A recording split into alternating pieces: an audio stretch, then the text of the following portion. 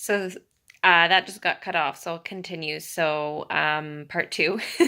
So when we reoccupy our body, what can just happen is the overwhelm kind of dissipates, and yeah, and we just come back to our into our reality, and calm can kind of re-enter. And I did find that I was still, emotional, and there was still stuff coming up, but I had a different perspective on it, and I was looking at it from like a different angle. And for me, it's I just love sharing this wisdom because I have a tendency sometimes to look outside of myself for answers. I have a tendency to, as we all do, get caught up in thoughts. And sometimes when those thoughts are a little heavier and there's a lot of them and there's a lot going on, we can put pressure on ourselves and we can get really stuck.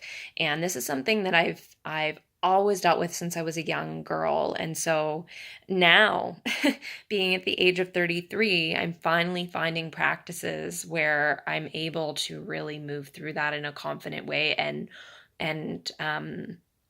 and overcome some really big hurdles in my life on my own. And I think that's the true meaning of resilience, when we can find our own unique practices, and ways of dealing with everyday life stuff like anxiety. I think these practices are really, really powerful that way. And they can look so different for every person. Like I said, for me, it's nature. For me, it's journaling. For me, it's music. For me, it's walking.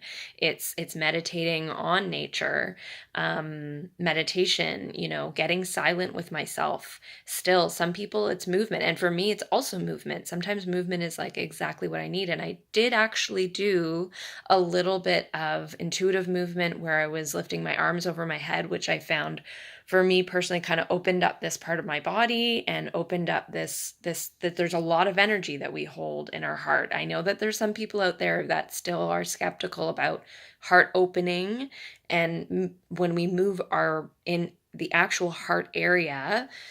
I personally, in my own personal experience with movement, with yoga, with any kind of movement, when I'm moving this body and it get part of my body and expanding it, I do feel an emotional release. And I do really believe in energy lines in the body. And I think they're based on just my own visceral experience and those experiences of others. Heart openers are a real thing. Again, my opinion, not everyone has that opinion, and that's okay. We can all have different opinions. But yeah, so I just think those practices are really, really helpful. I'd love to hear how everyone's moving through Gemini season.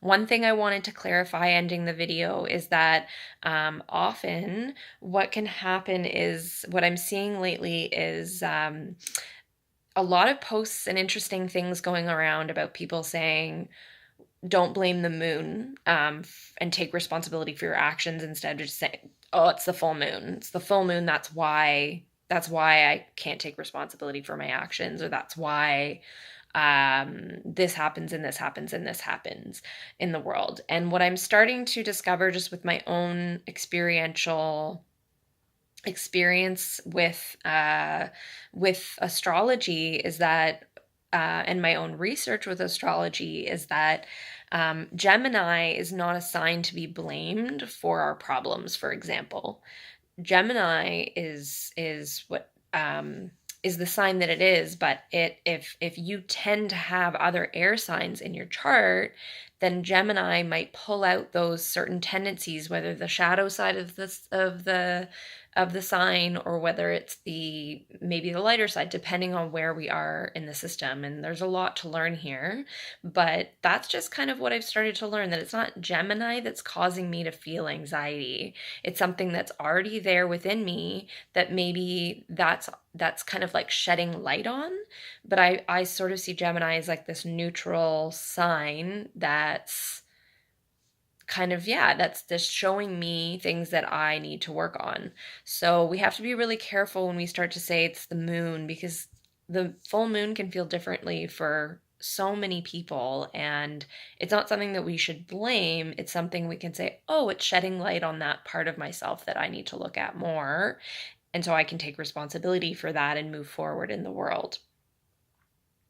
Anyways, that is the end of Wisdom Wednesday. I hope you're having a beautiful May, and we're moving into June soon, and we will talk to you very soon. Ciao.